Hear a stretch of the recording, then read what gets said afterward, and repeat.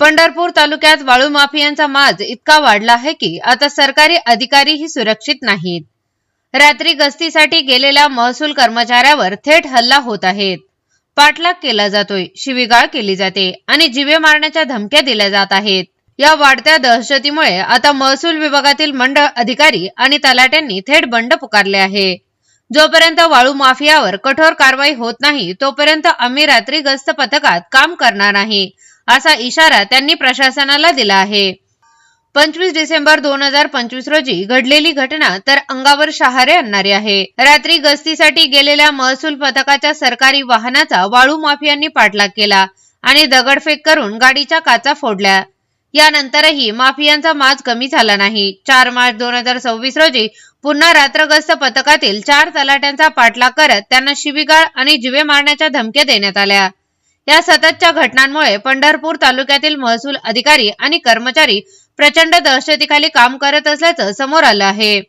यामुळे महाराष्ट्र राज्य तलाठी संघटनांच्या पदाधिकाऱ्यांनी तहसीलदार सचिन लंगोटे यांना निवेदन देत स्पष्ट शब्दात मागणी केली आहे की महसूल कर्मचाऱ्यांच्या जीवाची हमी द्या, पोलीस संरक्षण द्या आणि वाळू माफियांवर तत्काळ कारवाई करा.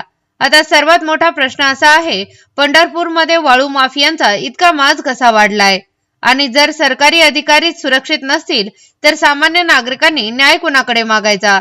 पंढरपूरमध्ये वाढत चाललेला हा वाळू माफियाचा दहशतवाद आता प्रशासनासाठी मोठे आव्हान बनला आहे. काय झालेलं आहे, आमचं तहसील कार्यालय पंढरपूर आमचं दर महिन्याला अवैध गौण खनिज रोखण्यासाठी पथक नेमले जातं आदेशानुसार.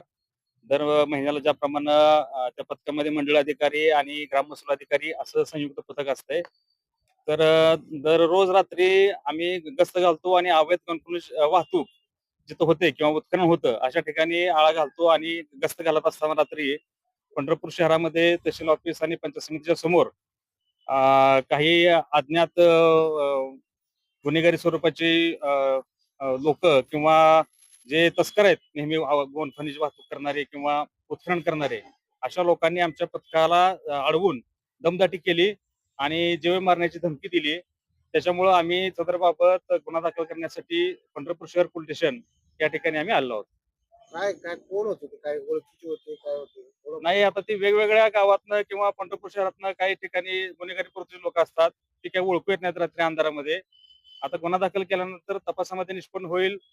आणि किती पोलीस लोक होते सांग? साधारणपणे 20 गाड्या होत्या, 2 व्हीलर होत्या, 1-2 4 व्हीलर होत्या. एक 20 ते 25 लोकांचा जमाव होता. कोण वाळू चोरत होते? हा, त्याच्यामध्ये तस्करी करणाऱ्या लोकांचाच इंटरेस्ट असतो ना, दुसरं कोण असणार आहे? सीसीटीव्ही आहे का ती?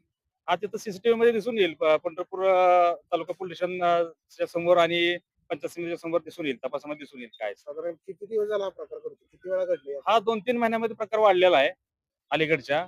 त्याच्यापूर्वी असं होत नव्हतं, परंतु आता आमचं जे पथक निघतं रात्री 8 वाजता रात्री पथक सुरू होतं आमचं गस्तीला. तर त्यानंतर ते पाठलागच चालू असतो आमच्या पथकाचा बऱ्यापैकी. काही त्यामुळे गावात- कामात अडथळा येतो आणि जे तस्करी करणारे लोक आहेत, गुन्हेगारी स्वरूपाचे लोक आहेत सगळे, आणि ते त्यांची समांतर यंत्रणा चालवत असतात आणि आमच्या लोकांनाही त्याचा त्रास होतो, प्रशासनाचा त्रास होतो त्याला. काही गुन्हा दाखल केला तर नाही घडलं तर काय इशारा द्याल? आता गुन्हा दाखल करण्यासाठी आलेलो होतो आम्ही. पी आय साहेब थांबा म्हणले, एक 5-10 मिनिटात दाखल करून घेतील गुन्हा. आणि ह्याच्यावर जर कारवाई झाली नाही तर आम्हाला काम बद्दल आंदोलन करावं लागेल. माननीय जिल्हाधिकारी साहेबांना आम्ही ह्या गोष्टींना अवगत करू, आमच्या संघटनेमार्फत अवगत करू आणि पुढील काय असेल ते आम्ही ठरवू नंतर. काय देऊन घेऊन चालू असते त्यामुळं अशा प्रकारचं कारवाई, त्यांच्याकडून काय जर चालू असते आणि तुम्ही त्याच्यात कारवाई केल्यामुळं अशा प्रकार वाढवून घडतात असं देखील म्हणलं जाते. अशी अजिबात नाही कुठं. आम्ही भरपूर कारवाई केल्यात. गेल्या 15 दिवसांमध्ये संपूर्ण आम्ही तारपे नष्ट केलेत. 2 मोठी पथक सुट्टी दिवशी सुद्धा आमच्या लोकांनी किंवा रात्री अपरात्री सुद्धा झोप नाही लोकांना, की 2-3 महिने झालं. कारवाई भरपूर झालेल्या आहेत. अशा प्रकारच्या कुठल्या अवैध गोष्टींमध्ये आमचं कोणताही कर्मचारी इन्व्हॉल्व नाही.